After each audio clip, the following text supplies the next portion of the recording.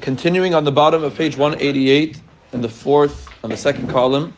So we ask the question, what does it mean that Hashem is asking the heavenly realms, what is the voice of the goat?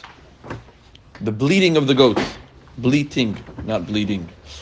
And the heavenly retinue responds, the voice of the goat, that's the voice of the Jews. So number one is, why does Hashem even have to ask any questions? Is it not that everything is fully revealed and exposed to him? And also, what is this Indian comparing the Jewish people to a goat and their cry, their voice, to the bleating of a goat? The concept is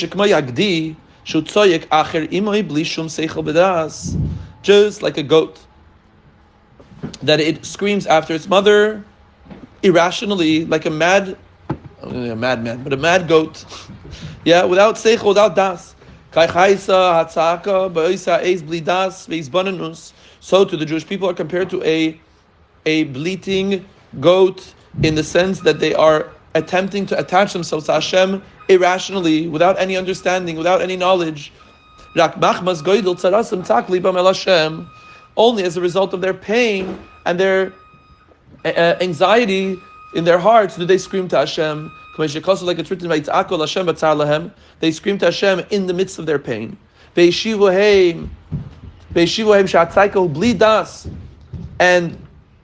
the response is a yell without any rationale. It doesn't mean that it's foolish or ridiculous, but rather it even transcends knowledge. Because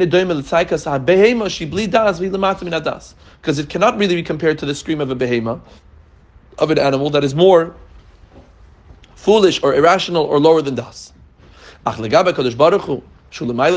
being that Hashem is higher than das, higher than knowledge, higher than understanding, so too that needs to be reciprocated by the Jewish people, that their scream, their yell, their shout from the soul has to be without rationale either.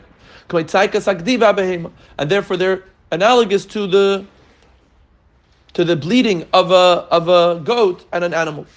Like David HaMelech says, I was like an animal with you.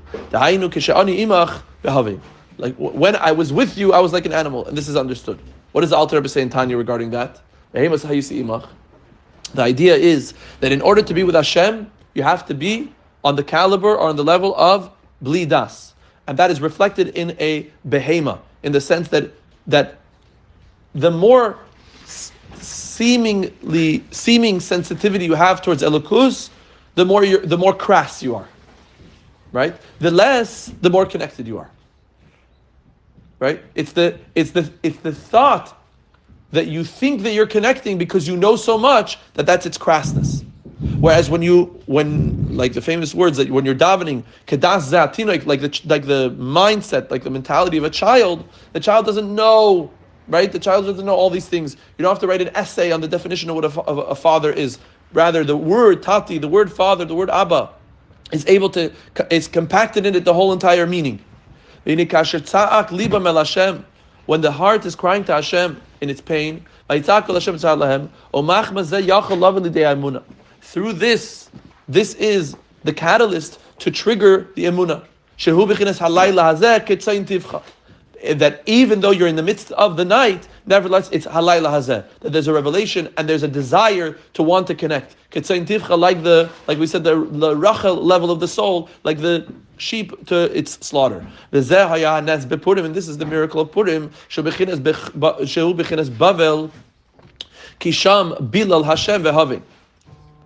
The miracle of Purim, which was off the cusp of the Babylonian regime or empire that just destroyed the temple, right? We know Vashti's grandfather, Nebuchadnezzar, destroyed the temple. So why is it called Bavel, Babylonia, from the word Balal, Hashem, confusion, darkness, there's a hiddenness, there's a halayla. But nevertheless, there's a hazeh. The Yuchali is Bayamahu, and that revelation of halayla hazeh is an impetus for Bayamahu. On that day, on that day, like the pasuk says, not night and not day, and in the time of evening, there will be light, and it's understood. Again, the Alter Rebbe is speaking very, very concisely here, not elaborating on things too deeply, because it's self-understood, he's saying. But basically, again, one is an impetus, one is a catalyst to the next, that through halayla zeh, this conjures, this elicits bayemahu. That when there's a revelation of the detachment, that I know I'm detached, that will lead to an eventual attachment. Again, it's going to be hahu. It's still eventual. It's not. I'm not recovered. I'm not fully healed. But at the very least, I'm on my way. In the fight or the war waged by Amalek is generational. Is every generation is not only it happened once in history. Because all servers of the constellations and stars represent the klipa, the shells and husks that introduce to us negative emotions.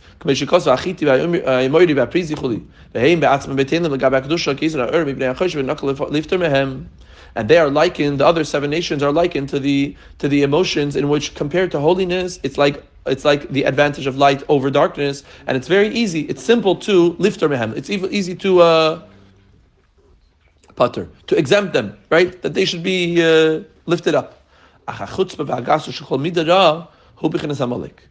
However, if there's any audacity, any crassness within each of the emotions, that's the Amalek within that klipa. So there's a doubled klipa. There's the emotion itself, and then there's the audacity. There's the chutzpah of Amalek in that emotion itself. And they're not just trying to fight the Jew in particular. They're fighting God. Ki chutzpah hi malchusa b'lei taga. Chutzpah is like a king without a crown. What's shot king without a crown? Right? That they appear regal. They appear like they have its sovereignty, but it's just narcissism. Nobody crowned them. They crowned their own selves. A king without a crown. That's called chutzpah.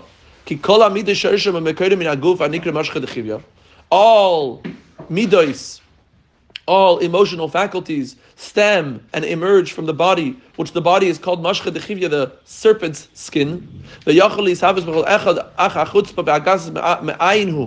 ba lechol echad ve'echad.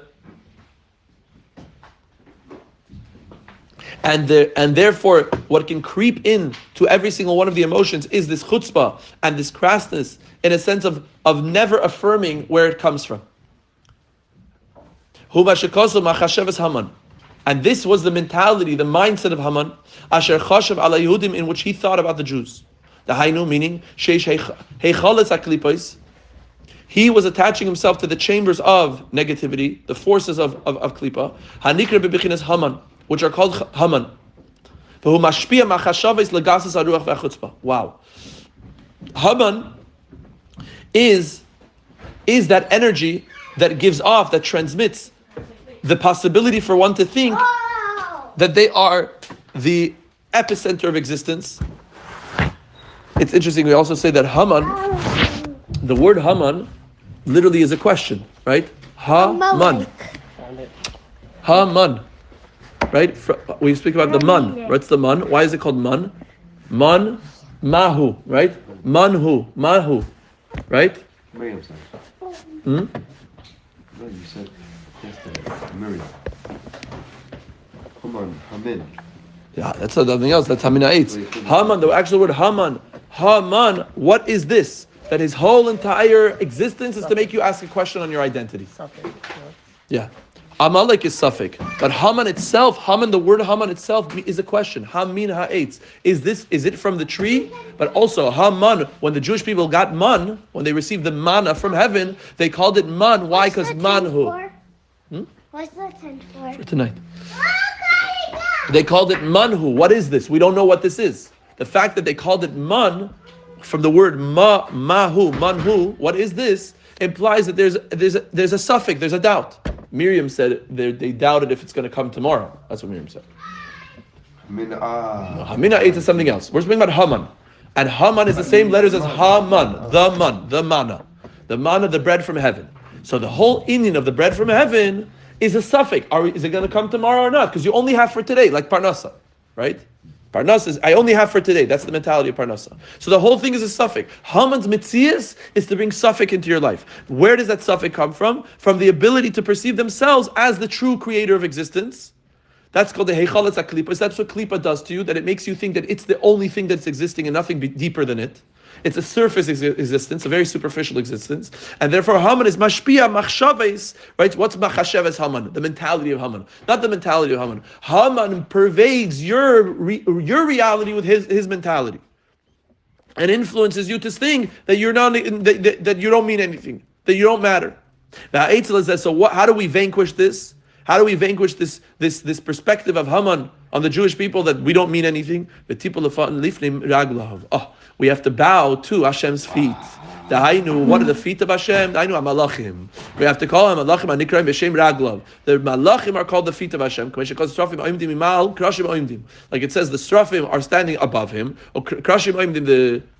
The beams are established. She cried and she supplicated to abrogate the evil thoughts. That